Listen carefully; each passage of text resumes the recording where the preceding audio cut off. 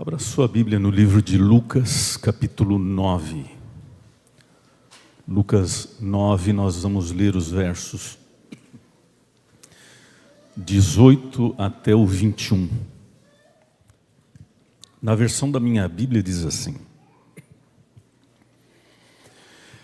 E aconteceu que, estando ele só, orando, estavam com ele os discípulos, e perguntou-lhes, dizendo: Quem diz a multidão que eu sou? Responderam eles: Uns dizem João o Batista, outros Elias, e ainda outros que um dos antigos profetas se levantou.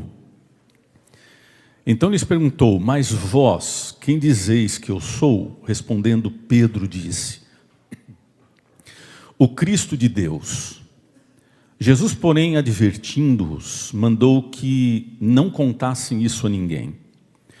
E disse-lhes: É necessário que o Filho do Homem padeça muitas coisas, que seja rejeitado pelos anciãos, pelos principais sacerdotes e escribas, que seja morto e que ao terceiro dia ressuscite. Em seguida dizia a todos: Se alguém quer vir após mim, negue-se a si mesmo, tome cada dia sua cruz e siga-me. Em 1999, a TV ABC, a transmissora de TV ABC, lançou simultaneamente na televisão e nas rádios um programa, uma espécie de um talk show, na verdade um game show, que se chamava Who Wants to be a Millionaire? Quem quer ser um milionário? Ele era exibido 3 noites por semana, em horário nobre, e as pessoas não se cansavam de assistir esse show. Nele o competidor era colocado em uma cadeira que eles chamavam de hot chair, uma cadeira quente. E o objetivo era responder a sequência de 15 perguntas, que iam ficando mais difíceis uma após a outra. E quem conseguisse responder as 15 perguntas, então ganhava o prêmio de $1 milhão. Hoje talvez 1 milhão não seja, é um bom dinheiro, mas naquela época, em 1999, 1 milhão era muita grana. Conforme o competidor respondia, as perguntas iam ficando mais difíceis. Cada pergunta valia uma quantia em dinheiro, e o competidor sempre tinha a opção de desistir e não dar a resposta. E assim o jogo terminaria, o competidor iria embora com a quantia que ele tinha conseguido acumular até a última pergunta respondida.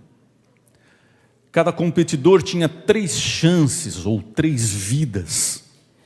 Ele poderia, em qualquer dúvida, em qualquer caso, numa situação, ele poderia pedir ajuda ao público, ele poderia ligar para um amigo, ou ele poderia eliminar metade das respostas, o que daria para ele 50% de chance de acerto. Depois da resposta, o apresentador olhava para o competidor e perguntava assim: essa é a sua resposta final? Você tem certeza da sua resposta? Não quer mudar? E se o competidor afirmasse de que era aquela resposta, a partir daquele ponto ele não podia mais mudar de ideia. Então a resposta era revelada e o competidor avançava para a próxima, ou então ele saía do programa. O texto que a gente acabou de ler mostra Jesus em um dos raros momentos onde ele estava sozinho. Porque normalmente ele sempre estava acompanhado de uma multidão. No ministério de Jesus, as pessoas queriam estar perto dele, para ver as coisas que ele, ouvir as coisas que ele dizia, as coisas que ele ensinava, para ver os milagres que ele fazia. Em alguns momentos a multidão era grande o suficiente para encher a sala de uma casa. Em outros momentos a multidão era tão grande que eles tinham dificuldade em encontrar comida para alimentar todo aquele povo. Mas o texto faz questão de dizer que nesse momento não havia multidão. Estava Jesus e os seus discípulos apenas.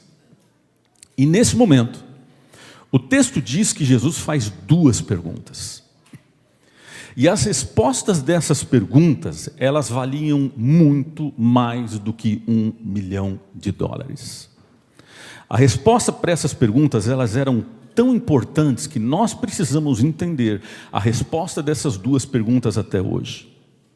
A primeira pergunta, por incrível que pareça, perguntava sobre a multidão. Era uma pergunta pública. Jesus perguntou assim: quem as multidões dizem que eu sou? Jesus queria ouvir dos discípulos o que as pessoas pensavam a respeito dele. E eu achei muito interessante essa situação. Interessante pensar em Jesus preocupado com o que as pessoas falavam dele. Porque geralmente nós nos preocupamos com o que os outros pensam de nós, por causa do nosso medo do julgamento dos outros, que os outros vão fazer sobre nós. E esse medo geralmente vem de uma necessidade interna de receber a aprovação dos outros. Isso pode acontecer, talvez como resultado de alguma insegurança que a gente tenha dentro de nós, porque somos acostumados e condicionados a ter esse tipo de, essa necessidade de aprovação desde que nós somos crianças. É uma forma de trazer confiança e orgulho para quem nós somos, na esperança então de elevar a nossa autoestima. Mas com certeza não era esse o motivo que levava Jesus a fazer esse tipo de pergunta. Esse não era o problema dele. E fica mais claro entender isso quando a gente entende a segunda pergunta. Mas Jesus estava perguntando, embora ele já soubesse, o que os discípulos tinham ouvido as multidões dizer a respeito dele. E a resposta que os discípulos deram está no verso 19. Eles disseram assim: alguns dizem que é João Batista, outros dizem que é Elias. E ainda tem gente que fala que você é um dos profetas antigos que voltou à vida. Ou seja, as perguntas, a resposta, não era a resposta que Jesus esperava. Mas veja um detalhe, a opinião pública colocava Jesus em uma categoria de pessoas muito alta na visão deles. Eles olhavam para Jesus e viam Elias, um dos maiores profetas que eles já tinham conhecido, visto. Ou então como João Batista, ou então como um outro grande profeta que voltou à vida. O problema é que essas pessoas já não existiam mais. Essas pessoas já tinham morrido. E essa era a opinião pública da época. Ou seja, eles ainda não estavam prontos, eles ainda não estavam preparados para entender quem era Jesus. A primeira pergunta ela foi genérica, foi para a multidão. E a segunda não, a segunda foi específica, a segunda foi para eles. E Jesus virou para os discípulos e disse assim, aí o assunto afunilou, aí a conversa foi diferente, aí o assunto já foi direto. Jesus olhou para eles e disse assim, tá bom, mas e vocês? O que vocês pensam a respeito de mim? Quando Jesus fez essa pergunta, já faziam 2 anos que os discípulos viviam com Jesus. Okay? Agora veja. Deus sabe que é muito importante você entender o que você pensa sobre Deus. Está entendendo?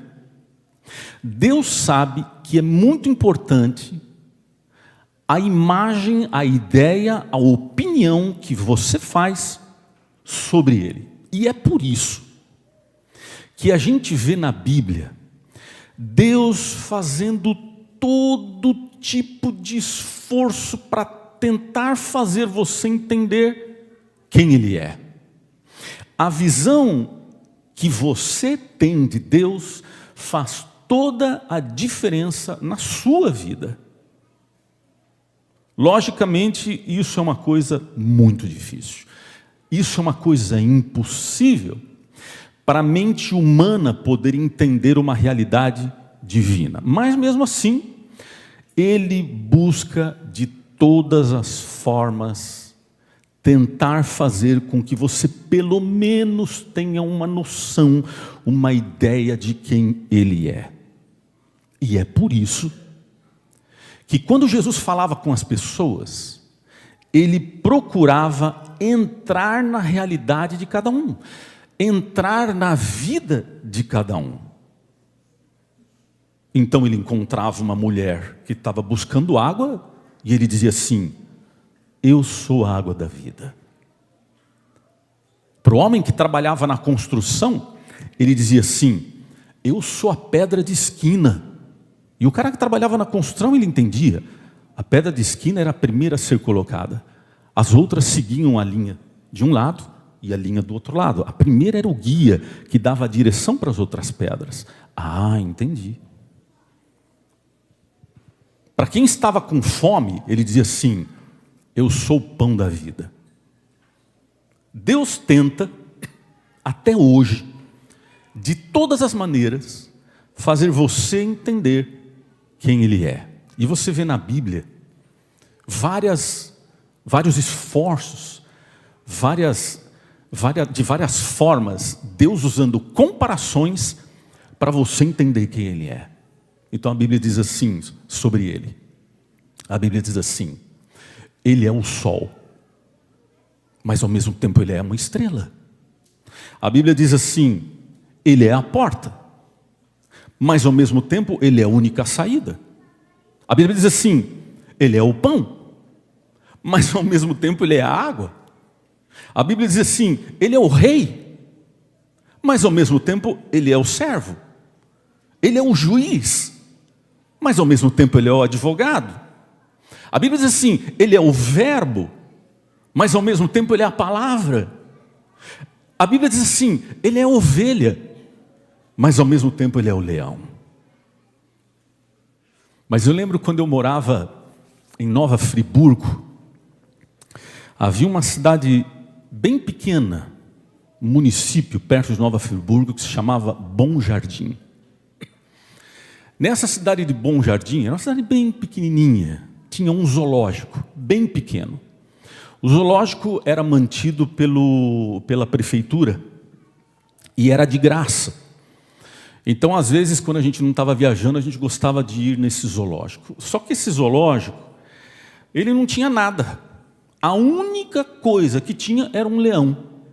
Um leão velho, desdentado, magricelo, sarnento. O resto tinha assim, uns macaquinhos e passarinho. Ninguém ia por causa disso, ia por causa do leão. A gente ia por causa do leão. E quando a gente ia lá ver ele, como o zoológico era pequeno, a jaula, o lugar que ele ficava também era pequeno. Então, foi a distância mais próxima que eu estive de um leão. Terminava a jaula e a uns 2 metros era a cerca. Eu não sei se você já esteve a 2 metros de um leão. Só que quando a gente ia ver esse leão nesse zoológico, ele sempre estava deitado. E a gente chamava, a gente assobiava para ver ele fazer alguma coisa, e ele ficava lá só deitado. Eu falava: está morto. Aí de vez em quando ele abanava a orelha assim, falando: não, morto não está não. Eu lembro um dia, um sábado, que a gente foi, como a gente ia de vez em quando, a gente foi ver esse leão de novo lá. A gente sempre pensou: será que ainda está vivo, né? Será que ainda existe? Será que a gente vai perder a viagem? Eu lembro de um sábado que a gente foi lá ver esse leão. E como sempre, ele estava deitado no chão. A gente falava: cara, como dorme? E deitado no chão, a gente conversando, a gente estava meio desligado.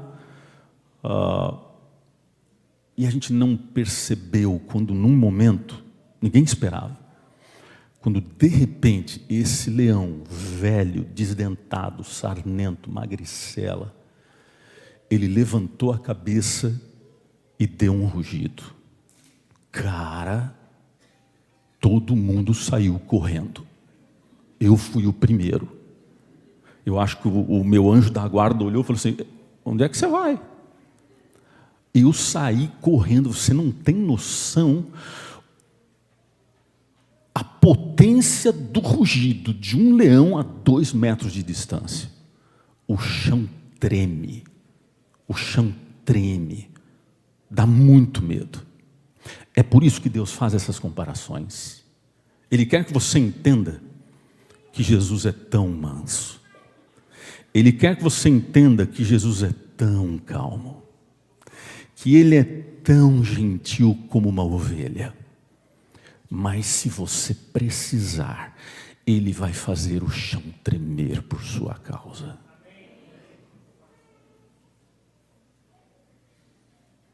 Numa dessas formas de Deus se revelar, tem uma que impactou muito a minha vida, desde que eu era pequeno. Foi quando eu era jovem e eu li um texto da Bíblia, que Deus se compara a uma galinha. Você já viu isso? Está lá em Lucas 13:34. Em Lucas 13:34, a Bíblia diz assim: Jerusalém, Jerusalém, que mata os profetas e apedrejas os que a ti são enviados. Aí vem a parte. Quantas vezes quis eu ajuntar os teus filhos como a galinha ajunta sua ninhada debaixo das suas asas, e não quiseste. Eu nasci na igreja, na maternidade, mas frequentei a igreja desde pequeno. Eu nasci num lar adventista. E eu lembro quando eu era pequenininho, na salinha das professoras, as professoras contavam uma história, e quem assim mais antigo de igreja, não estou dizendo que nós somos antigos, mas talvez alguém se lembre dessa história que as professoras contavam, porque eu me lembro dessa história até hoje. Eu me lembro eu pequenininho, sentado naquelas mini cadeirinhas, né, que tinha para as crianças, aquelas mini cadeirinhas de madeira, eu sentadinho ali, olhando, ouvindo a história. E as professoras contavam uma história que dizia assim, talvez você se lembre, dizia assim: era uma vez um fazendeiro que tinha uma linda fazenda. Essa fazenda era cheia de animais, cavalos, vacas, bois, galinhas. E um dia essa fazenda pegou fogo. Todos os vizinhos vieram para ajudar, trazendo baldes de água para tentar apagar o fogo, mas não adiantava, o fogo era muito forte. Enquanto alguns outros vizinhos tentavam salvar os animais do fogo. E você sabe que as crianças, quando ouvem história, elas não ouvem, todo mundo gosta de história, mas as crianças, elas vivem a história que a gente conta, não é? Elas comem a história. E eu me lembro, eu sentadinho naquela cadeirinha pequenininha assim, com os olhos arregalados, pensando: gente, pegou fogo na fazenda do homem.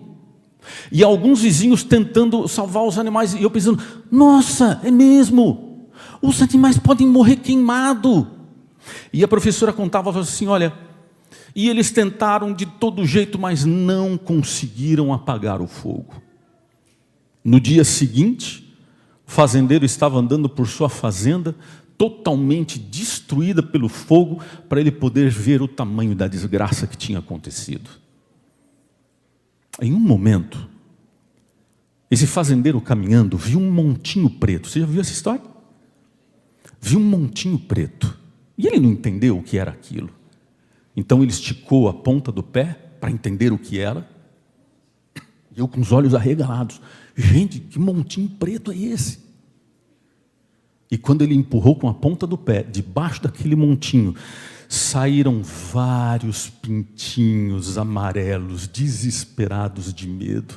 E eu pensando assim: não, a galinha morreu para proteger os pintinhos. E eu com os olhos cheios de lágrimas na cadeirinha, eu falei: não. Essa história nunca saiu da minha cabeça. Os anos se passaram depois disso. E eu lembro quando eu era jovem, Em um momento da minha vida eu estava passando por muitas dificuldades pessoais. Me sentia perdido, me sentia angustiado. Tinha muitas perguntas em minha cabeça que eu não conseguia encontrar as respostas. E no meio do meu desespero eu fiz uma coisa que eu não aconselho a ninguém fazer. Eu precisava que Deus dissesse alguma coisa para mim. E então eu peguei uma Bíblia e pensei comigo: se o Senhor fala, é hoje que o Senhor vai falar. E eu abri a minha Bíblia, coloquei o dedo em cima de um texto, e eu pensei comigo: é esse texto que o Senhor vai me dizer. E quando eu coloquei o texto na Bíblia, era esse texto de Lucas 13:34, e o texto dizia assim: quantas vezes quis eu ajuntar os teus filhos como uma galinha junta os seus pintinhos. Para qualquer pessoa, esse texto não faria nenhum sentido. Mas para mim, naquele momento, a minha mente voltou no tempo. Eu voltei pequenininho, sentado na cadeirinha, com os olhos arregalados. E eu me lembrei da história do fazendeiro. É isso! Esse é o Deus. Esse é o Deus que eu tenho. Esse é o Deus que eu preciso. Não importa o que aconteça comigo, Ele vai me receber debaixo das suas asas. E no fim vai ficar tudo bem.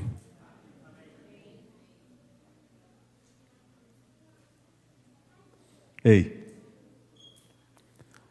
pode ser que a sua vida hoje esteja pegando fogo. Pode ser que tudo esteja desabando. Pode ser que o fogo parece que é grande demais. Mas ainda hoje Deus se revela e quer se revelar para você, dizendo: fica tranquilo, porque eu vou proteger você embaixo das minhas asas. Só que o problema é que as pessoas podem ver as mesmas coisas de formas diferentes. Quando você estuda as religiões no mundo, você vai entender que a maioria das religiões se resumem em uma palavra. E essa palavra que define a maioria das religiões é a palavra faça. O que você pode fazer para ter sucesso religioso? O que você deve fazer para ganhar o favor de Deus?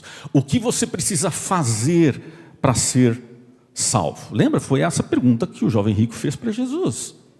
Todas as religiões são baseadas na palavra faça. E aqui que está a diferença. Porque no cristianismo, a nossa crença não deve estar estabelecida na palavra faça. A nossa crença deve estar estabelecida sobre a palavra feito. Porque é sobre o que Jesus já fez por você. Porque é sobre Ele já ter morrido pelos seus pecados. É sobre Ele já ter feito a diferença para que você pudesse ganhar salvação. É sobre a palavra feito. E essa que é a diferença. Primeiro Jesus perguntou para o círculo externo. No círculo externo, ninguém conhecia Ele tão bem assim. No círculo externo, estavam os fofoqueiros. Estavam aqueles que levavam histórias para frente, que eles nem sabiam se era verdade mesmo ou não, do que eles estavam falando. Agora Jesus estava se dirigindo para o círculo interno. Eram os discípulos eram um círculo interno. Eram aqueles que estavam com Jesus, que conheciam os caminhos dele, que conheciam os hábitos dele. E eu vou dizer uma coisa para você.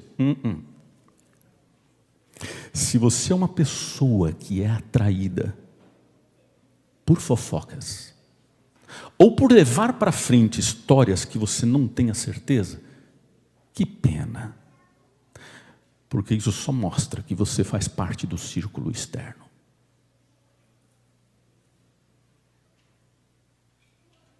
Porque o círculo interno é feito por aqueles que convivem e conhecem a Jesus. Existe um ditado chinês que diz assim: Um homem é quem os outros pensam quem ele é, quem ele pensa que ele é e quem ele realmente é. Há um progresso aqui, o externo, o interno e a realidade. Muitas pessoas confundem verdade com realidade. Não é a mesma coisa. Verdade não é a mesma coisa que realidade. A definição de verdade é uma crença que você acredita ser verdadeira. A definição de realidade é o que você está experimentando agora e continuamente. Segundo a Bíblia, quem é a verdade? Jesus é a verdade. A Bíblia diz assim, Ele é o caminho, a verdade e a vida. Então, por pensamento lógico, ser cristão é viver na realidade, experimentando a verdade. Faz sentido? Ser cristão é ser ciclo interno, não externo. Entendeu? Se nós quisermos conhecer a realidade, a gente nunca vai conseguir por nós mesmos. Impossível. A gente só consegue conhecer a verdadeira realidade se a gente tiver uma experiência com Ele. E aí sim, Jesus passa a ser o caminho, a realidade e a vida. Porque se Ele for só a verdade, mas eu não estiver experimentando, não adianta nada. Aí Jesus perguntou para o círculo interno. Jesus olhou para os discípulos e disse assim, tá, beleza, mas e vocês?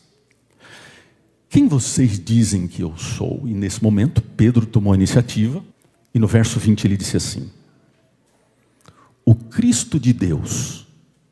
Quando você vê o mesmo texto no livro de Mateus e no livro de João, a resposta é um pouco mais completa. Em Mateus e João ele disse assim, tu és o Cristo, o Filho do Deus vivo. Aí Pedro arrebentou. Porque Pedro estava dizendo o seguinte, eu não preciso de mais nenhuma evidência. Eu creio. Você é o único. Eu creio que Jesus é quem Ele é e quem Ele disse que é. Eu creio que Jesus é o caminho, é a verdade, a realidade, a vida, a ovelha, o leão e a galinha. No verso 21, Jesus pede para que eles não contem para ninguém o que ele tinha acabado de dizer. No verso 22, ele começa a explicar para os discípulos o que iria acontecer com ele, que ele iria morrer, que ele iria passar por muito sofrimento. E no verso 23, Jesus diz o que eles deveriam fazer. Então no 23 o texto diz assim, em seguida dizia a todos, se alguém quer vir após mim, aí vem 3 coisas que eles precisavam fazer. Primeira, negue-se a si mesmo. Segunda, tome a sua cruz cada dia. E terceira, siga-me. 3 coisas. Negar a si mesmo, tomar a cruz e seguir a Jesus. Sabe o que é interessante? O interessante é que quando você estuda a vida de Pedro, você vai perceber que ele fez as 3 coisas.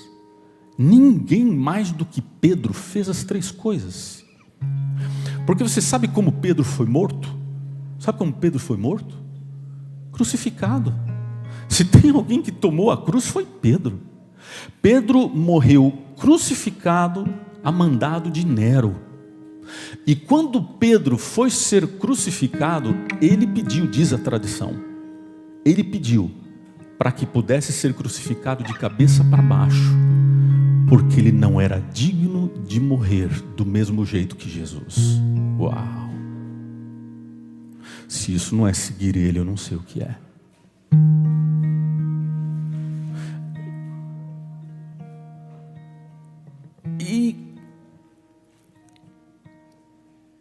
sei por que você veio hoje aqui. Pode ser muitos motivos. Podem ser muitos motivos. Talvez você veio hoje aqui por causa de algumas necessidades que você tem. Lógico, todos nós temos. Pode ser que essas necessidades tenham trazido você aqui. E eu pergunto para você hoje, o que você precisa que Deus realize para você? O que você precisa que Deus traga para você hoje, que está faltando? Diz uma história que tinha um garotinho de 8 anos. E esse garotinho tinha muito medo do escuro. Muito medo. Uma noite a sua mãe pediu para que ele fosse lá fora buscar uma vassoura. E o menino olhou para a mãe e falou: mãe, eu não quero ir lá fora. Mas por que, filho? Vai lá e traz para mim. Eu não quero ir lá fora. Por quê? Porque lá fora está muito escuro. E eu morro de medo do escuro. E a mãe, tentando incentivar o filho a perder o medo, ele disse assim: filho, você não precisa ter medo. Você não precisa ter medo do escuro. Porque Jesus, Ele está lá fora. Ele está lá no escuro, Ele está aqui, Ele está em todos os lugares. Você não precisa ter medo do escuro. E o menino pensou naquilo, 8 anos de idade, olhou para a mãe e disse assim: mãe, você tem certeza que Ele está lá fora? Sim, Ele está em todos os lugares. O menino pensou um pouco, foi até a porta dos fundos, abriu um pouquinho a porta, pôs a cabeça para fora e gritou assim: Jesus, se você está aí fora, traz a vassoura para minha mãe.